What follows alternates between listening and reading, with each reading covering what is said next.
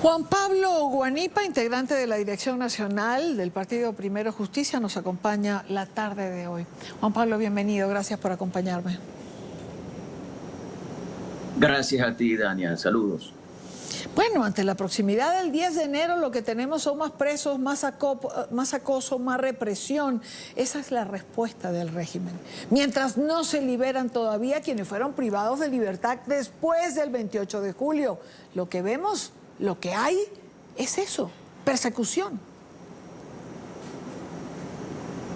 Mira, nuevamente lo que siempre vemos, la puerta giratoria, que consiste en detener gente, luego utilizarlos como fichas de canje, luego supuestamente por negociaciones o por una actitud entre comillas altruista del régimen, entonces comienzan a soltar, y mientras sueltan gente que no es gente liberada, porque es gente que tiene que someterse a juicio todavía y que están obligados a ir una vez al mes por lo menos a presentarse ante las autoridades. Y luego, bueno, tienes entonces la situación de que siguen deteniendo a gente, como es el caso reciente del exgobernador del estado de Nueva Esparta, Alfredo Díaz, y así vamos viendo cómo va actuando este régimen. El régimen está sumamente preocupado, está preocupado con el 10 de enero. Ellos quieren llegar blindados, quieren llegar con una sociedad totalmente controlada el 10 de enero. Y yo creo que la sociedad venezolana, la nación venezolana, tiene el derecho a protestar, tiene el derecho a alzarse, tiene el derecho a salir a la calle.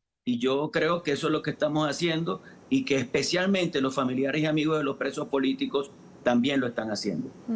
Los venezolanos tienen todo el derecho a protestar, Juan Pablo, por supuesto que sí. Pero hay que entender que hay un gran temor, hay un gran miedo por la represión. A ratos pareciera que sobre Venezuela cayó un manto de silencio. El régimen ha sido efectivo en eso. Indudablemente la represión ha generado miedo y eso me parece que es absolutamente natural. Y lo que tenemos que hacer los venezolanos es levantarnos frente al miedo.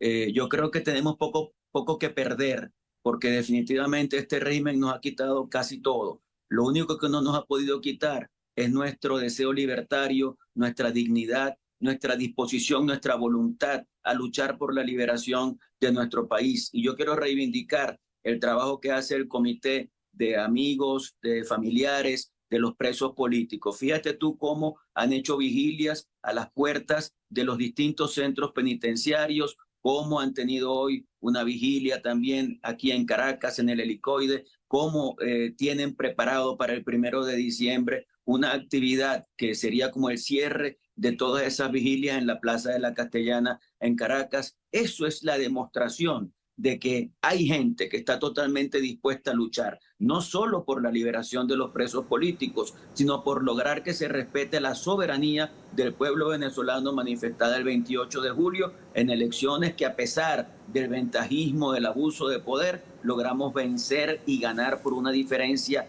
tan amplia del 37 o más por ciento, y demostrarlo además con las actas en la mano que han recorrido distintos países del mundo y que han fortalecido la posición que tenemos en este momento los venezolanos.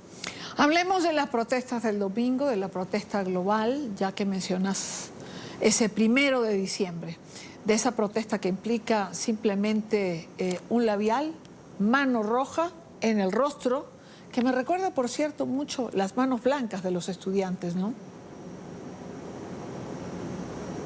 Sí, mira, la protesta es mundial, ¿no? Y a mí me parece que es sumamente importante que tengamos una causa por la cual luchar que pueda manifestarse en centenares de ciudades del mundo. Eso es muy importante, eso le da mucha fuerza a la lucha venezolana, eso mantiene vigente esa lucha alrededor del mundo, no solamente frente a los gobiernos, a los parlamentos, sino frente a las distintas naciones. Y luego tenemos también la lucha en Venezuela. Va a haber protestas dentro del país, no solamente la de la Plaza de la Castellana, sino que habrá otras alrededor del país. Y es importante también que eso vaya denotando el inicio, el reinicio de una labor de calle de todos los venezolanos. Tenemos que prepararnos porque obviamente la presión interna es fundamental. Si la presión internacional ha funcionado y ha funcionado bien y va a funcionar mejor, Yo creo que la presión interna, que ha sido muy importante en todo este tiempo y que concluyó con una gran demostración el día 28 de julio,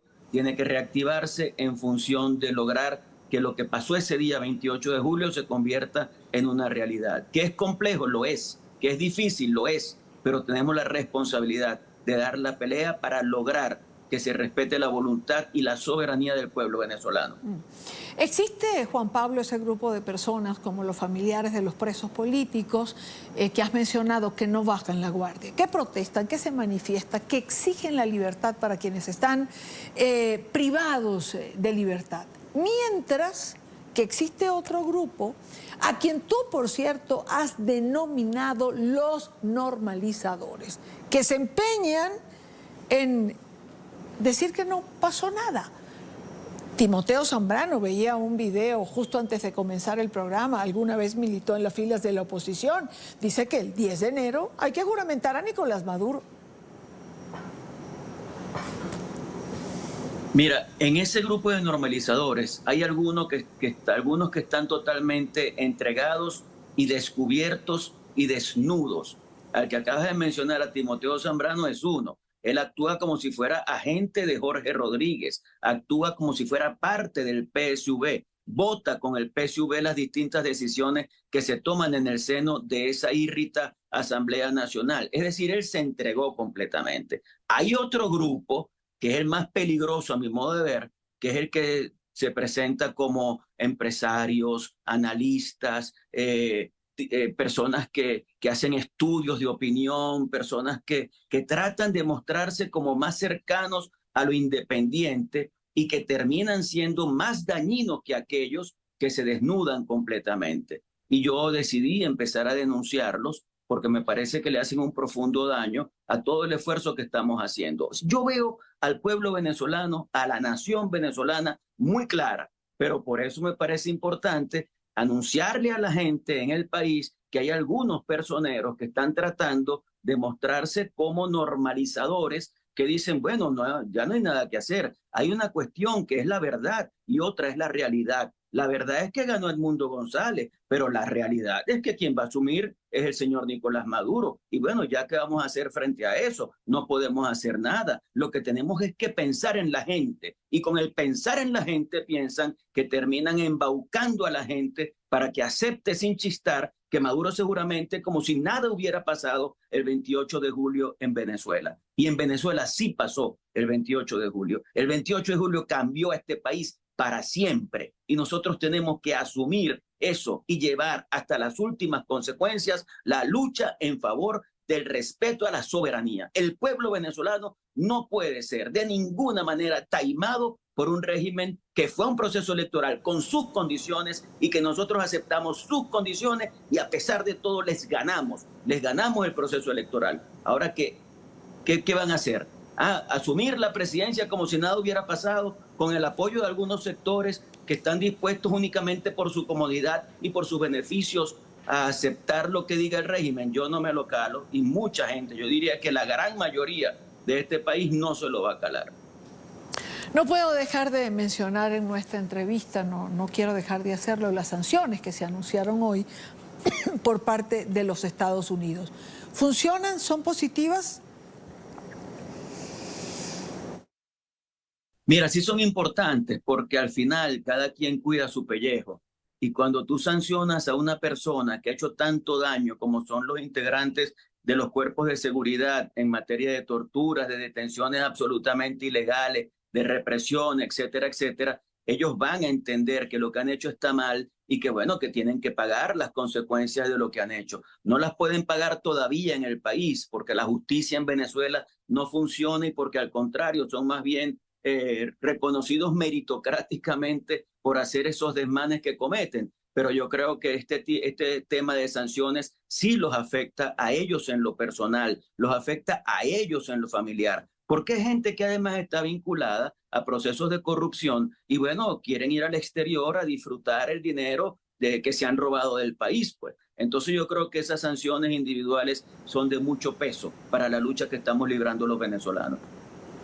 Por cierto, Juan Pablo, tú has tenido que resguardarte Preservarte, al igual que otros líderes como Delsa Solórzano, Andrés Velázquez y por supuesto María Corina Machado. Claro, el sueño no cumplido de Maduro o de Diosdado Cabello es que María Corina salga del país. Cada semana nos cuentan y nos dicen que está afuera, que está en Colombia, que está en Brasil, que está buscando dinero, etcétera, etcétera. ¿Dónde está María Corina? María Corina está en Venezuela y doy fe de que está en Venezuela y creo que esa actitud de Diosdado, de Maduro, de decir que ellos saben dónde está y que está reunida en Colombia con sectores del narcotráfico, etcétera, es una demostración de la desesperación que tienen. María Corina tiene una fuerza de voluntad incólume y está totalmente decidida junto a quienes la acompañamos, que yo diría que somos dirigentes, pero también es la nación venezolana. Estamos totalmente dispuestos a seguir dando la pelea porque se respete la voluntad del pueblo venezolano. Así que vamos para adelante. Ella está aquí en Venezuela y seguiremos dando la pelea en Venezuela. Ha anunciado algunas acciones, las esperamos para acompañarla y acompañar a todos los venezolanos. Juan Pablo, como siempre, 1.000.000 de gracias por estar con nosotros. Cuídate mucho. Un abrazo. Gracias a ti.